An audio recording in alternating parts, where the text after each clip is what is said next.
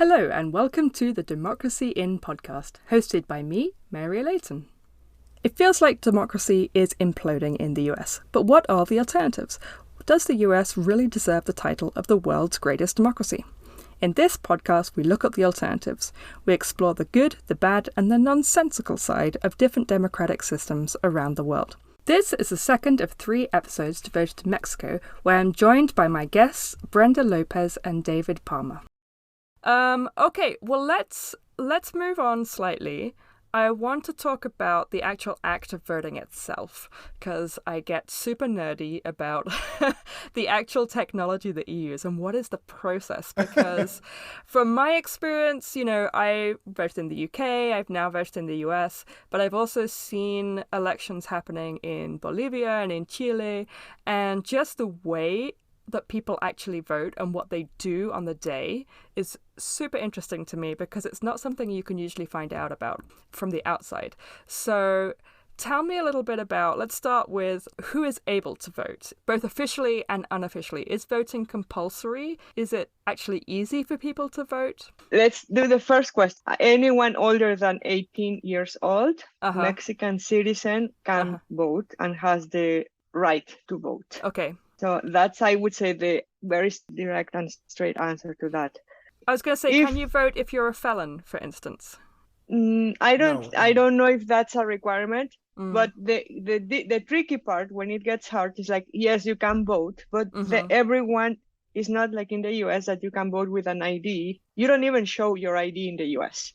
In Mexico, you need a special electoral ID. So it's your ID that will allow you to vote. Okay. And that ID is a big process to get. It's harder than getting a passport. And I tell you because I was trying to get that ID. It took me 3 years just because there was not enough time for me to get it every time I went to Mexico City. And I had to get it through the consulate here in the US. But that process for me was very difficult. But it's because it's lengthy and that's where they do all the background work about if you are probably a felon, if you are really, you have to show your birth certificate, you have to prove your fingerprints, you have to get the pictures. It has like the process. They have specific cameras to take your picture for biometric information. The ID is like it has different violatable. I don't know, like you cannot fake it. That's incredible. That's a lot. I've never heard of having such a complex ID to vote. Do you use it for anything else or just for voting? Go ahead, David. You use it for everything. It's like okay. So it's not just to vote. Okay. But it's to vote. But then they start asking for that because then they are like your driver's license became irrelevant. But for example, if you're buying a cell phone plan, you have to show that ID. Okay. If you're going into a club, you have to show that ID. If you get any document from the government, you have to show that ID. It's used for everything. Okay, so it isn't just because I was thinking as you were describing it that it was only for voting, and I was thinking why would anyone bother? But if you have to use it for everything and also for voting, that kind of makes more sense. Yeah. And I think the causality is the other way around. Like in the 90s, they make this reform to form the National Electorate Institute because previously the elections were organized by the Secretaría de Gobernación, which is like the Ministry of State or something like that. And there were a lot of frauds committed in elections by the PRI, like they will get dead votes people before voted. the voting. Or dead people voted. Yeah, exactly. I see. So that really did happen. It wasn't just like an accusation. No, yeah. Okay. It happened. Happened. And then when they formed the National Electoral Institute, they also make the ID for voting. And it said, I don't know if it's currently, but it was said to be the safest ID for elections in the world. So is it something that, it sounds like it's difficult for Mexicans living abroad to get that ID. Is it something that's barriers for people within the country as well? Presumably if you don't have good documentation, right? Yeah, probably because you have to get I went to get mine renewed like a month ago. and you have to get like a paper where it says where you live, and it has to be current. I bought like a water utility receipt that it was like 3 months old, and they didn't accept that. And you have to get your birth certificate, and it has to be up to date as well. And as Brenda was saying, they make you not pass, but like register all your how do you call them, like the fingerprint and your biometrics. Yeah, thank you. And they take a picture, and it's really complicated. That's really interesting. Yeah, it's not that complicated, but you have to have the documents, and they give it to me like in a week. But it's really expensive for the state to make that ID. Well, for me, the problem was that you have to go pick it in person. Like it cannot be given or handed to anyone else, but just to the person in who's person. The ID. Yeah. So do you have to register to vote, or is the act of getting this ID a way that you're being registered to vote? Yes. And that is corresponding to your district where you live. Basically, that ID will where the electoral casillas, how do you say the casilla electoral? Ballots?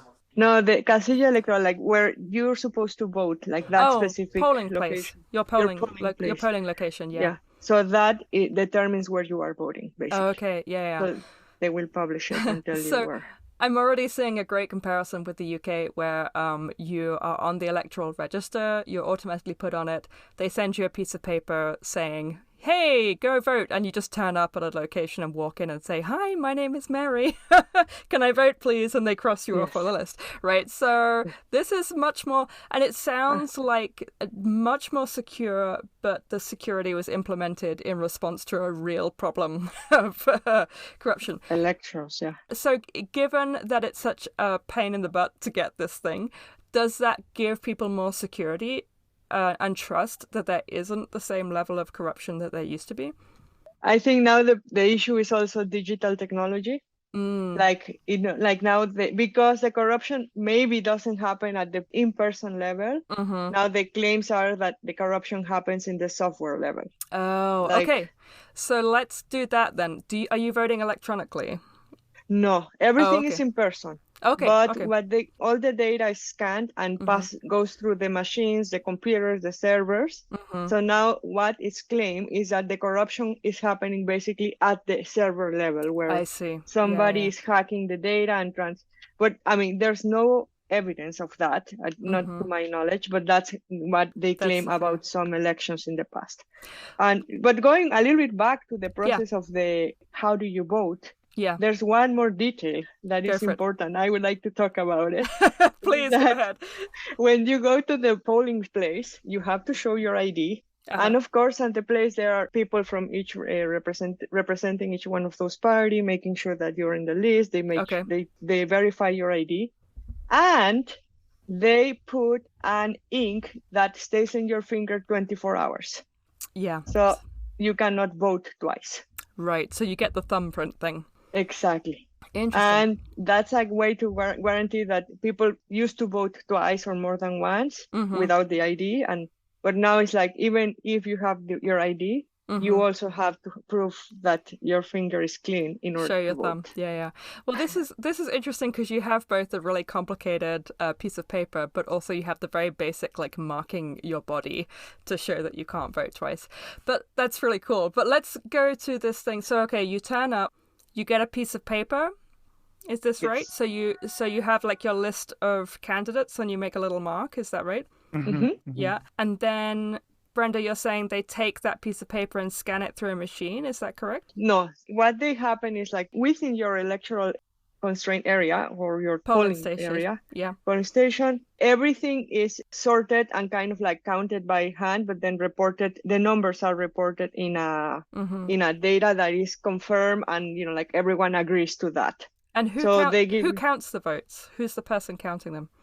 Whoever is supporting all these parties, they have like a witness. They have somebody looking at the ballot, telling, okay, one for A. And when things cannot be counted as a vote, they say it's a null vote, and then somebody verifies and they say, it's null.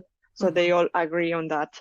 So it's not a single person, it's everyone representing all of the interested parties. Yeah. Interesting. Yeah, the parties have representatives on the voting places, but also the counting and all the process is made by citizens.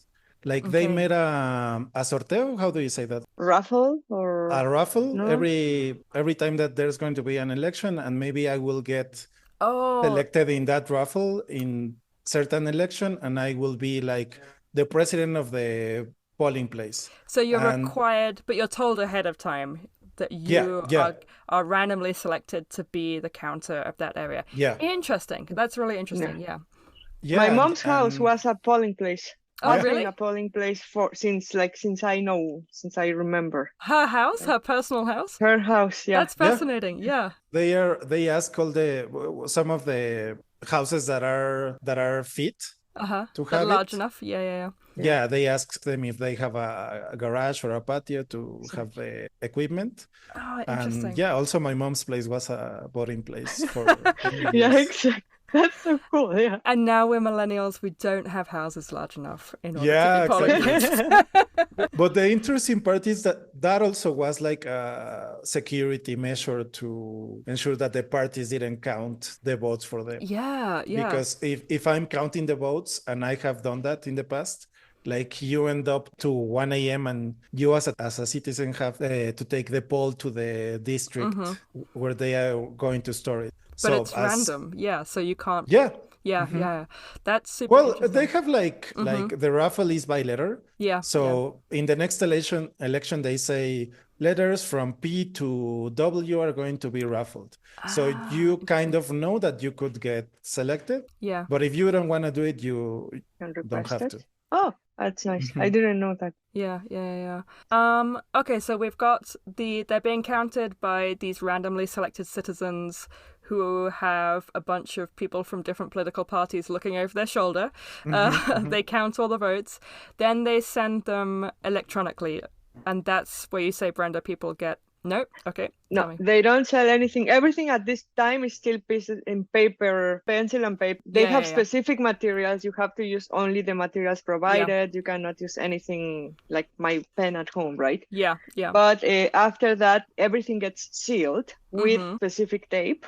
And it's brought to bigger electoral location. I don't know if it's something local, and then the local aggregates everything and brings it to the larger space. And everything, I think the system is the same.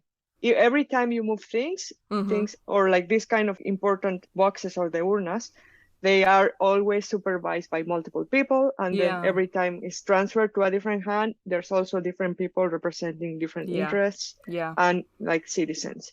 But then at some point it goes to the digital, everything gets captured, and then that was the claim, because that the main reason, like David said, for the federal election, IFE, Instituto Federal Electoral, was to add a little bit of transparency and also become independent from the government.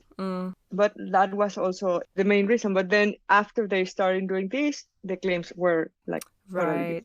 There's always, it sounds like, unless everything is completely out in like physical public space where actual physical people can stand and observe it, there's always this sense that there's something that can be mistrusted. Look at these elections with Trump, right? It's also this is kind of the same. Right? But this is like, I think in the US, there has been for a really long time a total lack of transparency, but no one was worried about it until recently. I used to always be amazed that there would always be these articles on the internet about, hey, look, we got a bunch of, 12-year-olds. We taught them how to code and they hacked into a voting machine.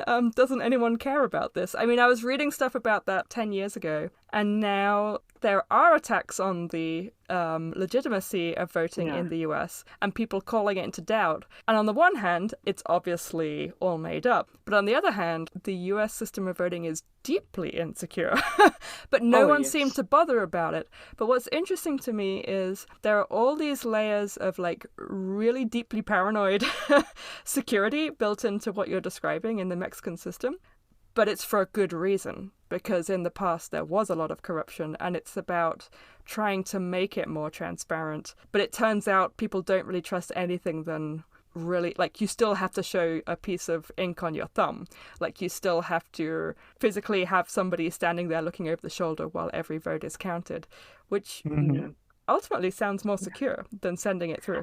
Well, I have to say, I think the system, when I voted here in the US, I did vote in Chicago, and I already did an election here in California. Yeah. I am really surprised how, like, basically they sent me a piece of paper and I had to sign it because I was going out for on a trip. But I basically asked my partner, can you fill it for me and just submit it? Yeah. And it's all by mail. It's not legal because I had, like, it's on my, I don't know if it's illegal or not, so please don't publish this. We won't tell. I'm not going to edit this out, Brenda. This is too good, but... But the difference between, like, being able to... it's basically, yes, my choice, but somebody was helping me to do Fill this because I had, like, a proxy, basically. Yes, you had a proxy, But it was just like, okay, I cannot submit it because I'm out of the country. Please make sure it's sent. And the fact that there's nobody requires anything after they receive this piece of paper, right? Yeah. Well, I found the US one. I've only voted once in a presidential election. Sorry, David. We're just describing this for you, but it's relevant to this, like, comparison, right? No, and it's surprising for me to hear how you do it. Well, it felt so. I fill in this thing and I hand it to somebody and it disappears into a machine, and apparently then I trust it. Like, having read all this stuff on the internet about how old these machines are and how easy to hack they are. And it's interesting that it's the moment that the computer enters the system that people stop trusting it here in Mexico. Yes, that's true. I didn't think about it that way, but it's very true. Yeah. But I don't know, in the recent elections, David, maybe you are more familiar if the process has changed, because the last time I voted in Mexico it has been a while, I think, before these presidential ones. I tried to vote in the previous minor election that happened last year, but I didn't have my ID with me. Yeah. No, I think it's really similar, still like the way we have been describing it. There have been really silly discussions about something that you were saying, Brenda, about the pen that you can use to vote. Right. For example, before the last presidential election, you have to use these special crayons that they supposedly don't erase or something like that. But then people started complaining about it because some people started saying that they're going to be erased with heat and etc. But then I remember in the last couple of elections, you are now able to use whatever pen you like. But off the top of my head, nothing else. But that shows a concern for me. People are concerned about these kind of details and thinking about them. And their concern about it and, raising a fuss about it changes things. It's not like you just complain into the void. Nothing happens, right? Yeah, for sure. Yeah, and also, like, to say another really, really big issue about elections in Mexico, also about security and about narco-traffic being present in all the elections, and stories known about election places sometimes are not able to install in some places because they are not safe to do it. And also, like, narco-traffic and criminals doing bad things to the election places. So it's another thing to consider, like, how can we talk about Mexico being in a democracy if you don't have your basic right to walk freely in all the country secured, for example, and also to vote securely? That's another big issue in Mexico. I think this is really important. So let's pivot to this a little bit, because it sounds like we've been talking mostly about Mexico City. But I think you're raising a really important point, David, that in other parts of the country, by the sounds of it, it's not just the security of, like, can you see, do you trust the pencils? It's the security of, will you survive if you go and vote, right? So if you could talk a little bit more about that, and give us a bit more context to that would be really interesting. Yeah, sure. I mean, the Electoral Institute is really good at making sure that they place election places in safe neighborhoods and areas. But sometimes we heard in the news about some percentage of electoral places not being able to install because of security reasons, or in some electoral place they stole the ballots or something like that. So it's a thing because you know that a lot of territory in Mexico, especially in the north of the country, is controlled by the narcos. So it's a thing to take into consideration because if you cannot vote, what's the point, right? Yeah. And that extends somehow to sometimes you cannot even run to be elected because of the same kind of threats that they pose into whoever wants to lead that area, right? Like sometimes people don't even dare to say they want to represent anyone because there's like either you are trying to save your life or trying to do something for society, but it's difficult in those areas. Yeah. Yeah, and also in larger terms, like you know that, for example, in democracy indexes around the world, they take into account also, for example, like freedom of speech. And in Mexico, if a reporter, a news correspondent isn't able to do her work, and there are a lot of journalists that are killed in Mexico every year. So how can you report on news, and how can we have freedom of speech in a country that journalists are killed every day?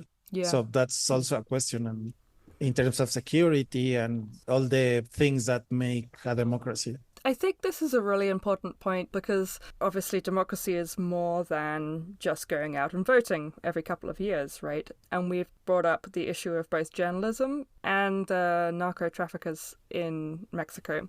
Like, as a really naive, dumb question, like, the narco-traffickers care who gets elected, right? Do they support particular parties? What is the stakes for them in disrupting an election or even being involved at all in an election? There's a lot. Yeah. There's a lot. They control the areas, right? Like, so they basically don't want any threats. They don't want anyone who will come and change the laws, so they cannot continue, or they don't want to be interrupted with their tasks. So if you are somebody who are opposed to that type of, and you promise that you will implement laws and you will stop narco trafficking, then definitely you are guaranteed that you will not get to even the election, the point where you will be elected, because there's a lot of candidates who they died in the process. Yeah. Because they wanted to stop narco trafficking, they want to stop any kind of corruption, because and that's one of the biggest problems, I think, too, is that there's the relationship between these cartels and the government is very strong. And it's not that the government wants this to happen, but there's a big threat also from the cartels to sustain this.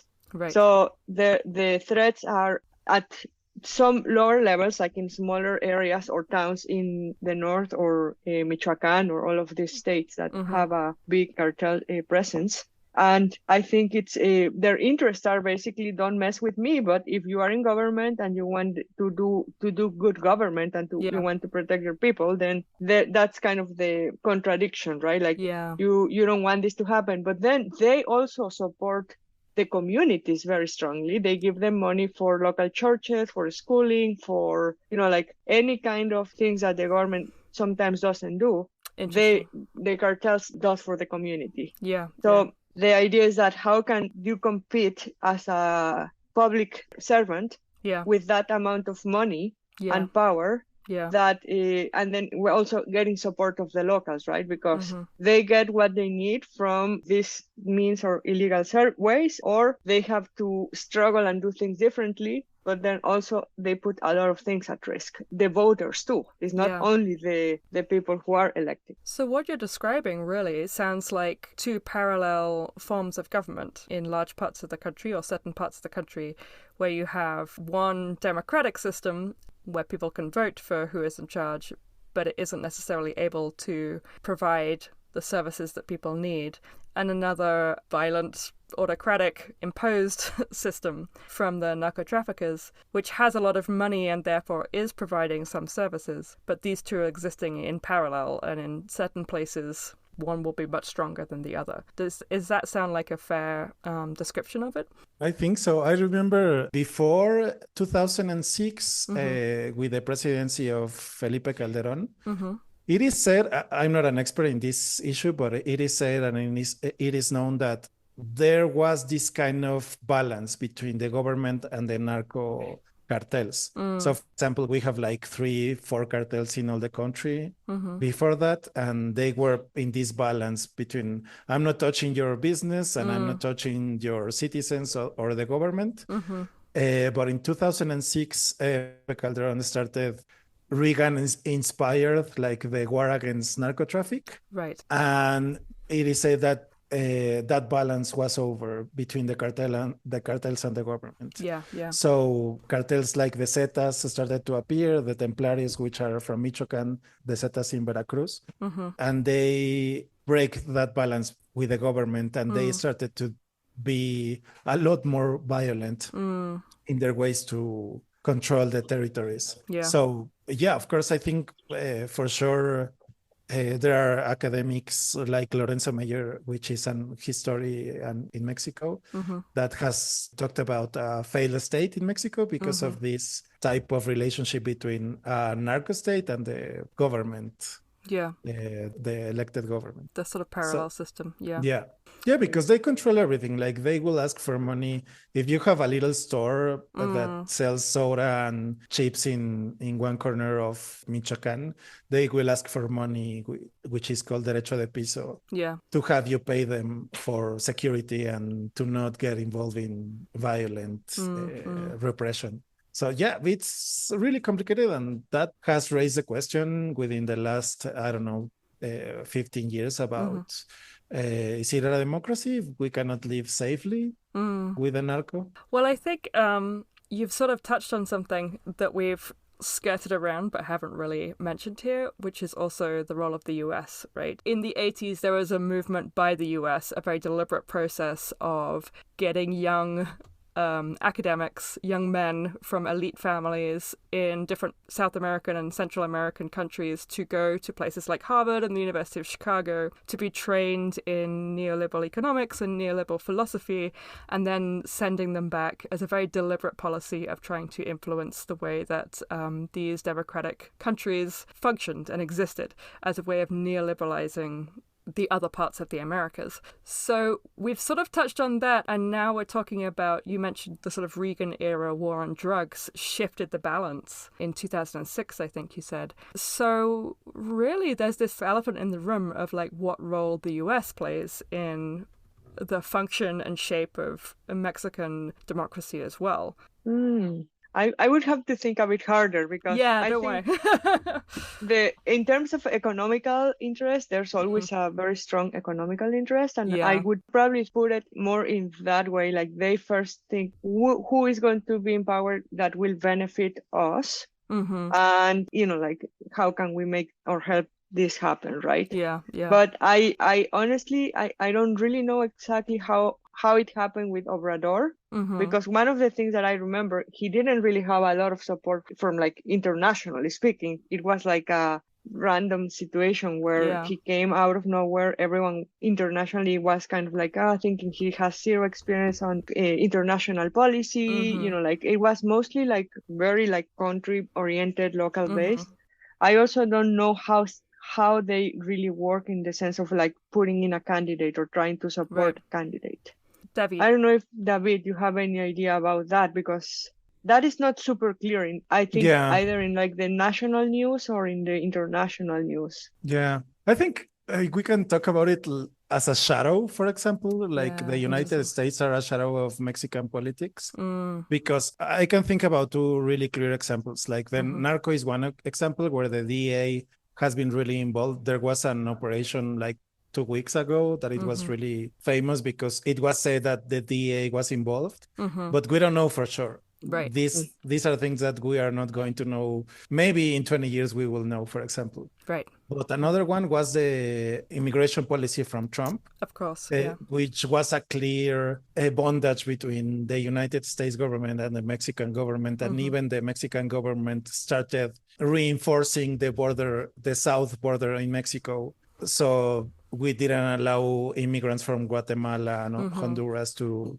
come through Mexico into the United States. So that types of policies or actions, I think, are more clear. Yeah. But as Brenda was saying, we are not that clear about how if they interfere in Mexican elections. Yeah. But as I was saying, we know that Trump was really fun into Obrador. They were like making some policies together and immigration policies and things like that. But also the narco is a really clear example because we know that they have been involved in operations, in these types of things, but also ideologically, like they want the country that is in the south of the border to be like calm and soothing, and they don't want interference from socialist ideas like Chavez or Cuba, things like that. For example, I remember a really great example. When Vicente Fox was in power around 2000, there was this summit. I don't remember which summit it was, but I don't know if you remember that Castro was coming into Mexico. And Vicente Fox infamously said to him, you arrive, you eat, and you go away. Comes, llegas y te vas, because they didn't want him in the summit. Well, that's interesting in comparison to the most recent summit of the Americas, which Mexico, it was in the US, right? And various countries were not invited, including Cuba and Venezuela, I think. And the Mexican president was leading the charge to boycott it. And I think in the end, several South American countries boycotted it as well, because they said there was no point having a summit of the Americas if several countries in the Americas were not invited. So that sounds like it's been a switch in the last decade or so. Yeah, because as we know, this president, he calls himself as a left person. So he has showed support for Evo Morales, for Cuba, etc. So I don't know if Venezuela, I'm not sure, but maybe. Do people consider him as part of, maybe he's a bit too late. What was that movement called? Like the big left shift in South America, particularly politics, with Evo Morales and Lula in Brazil and Chavez, of course, in Venezuela. I think maybe this guy, Salvador, is just a little bit too late to be seen as part of that shift, right? Yes, I think so. And also, like we were saying, is the type of representation, like we're talking about these guys who are elites trying to support the US ideologies. And then we have like something totally opposite at this point. But it does sound like, from what you're describing, there's definitely a lot of influence on democracy from the US, but it seems more like it's a soft power kind of thing, or more subtle in many ways, or directed specifically at certain issues like immigration and narco-trafficking, as opposed to the more direct, if you elect this person, we will cut all funding to your country, or like putting up candidates that you see throughout the 20th and now into the 21st century in other parts of Latin America. And also the lining up to like economical policies from the neoliberal era in the 1990s. But we have been following those prescriptions from the International Monetary Fund and the Banco Mundial, the World Bank. So we have like a clear policy about sending stuff to the United States, sending labor force to the United States, and we are not producing anything here. So, I mean, we are following those types of normatives from international powers. So I think that in the time that we are following that, the United States are not going to have a problem with any president in Mexico. No and coup also for in you. terms of, you don't get a coup because you're doing what you're told. That is actually where we are going to end this second of 3 parts about Mexico with David and Brenda. But join us for the third and final part of this conversation coming soon. In the meantime, if you enjoyed this podcast, you can subscribe, share, or even support us by going to the website www.democracyinpodcast.com. There you can find more information about the topics discussed today, as well as updates on what countries I'll be visiting next.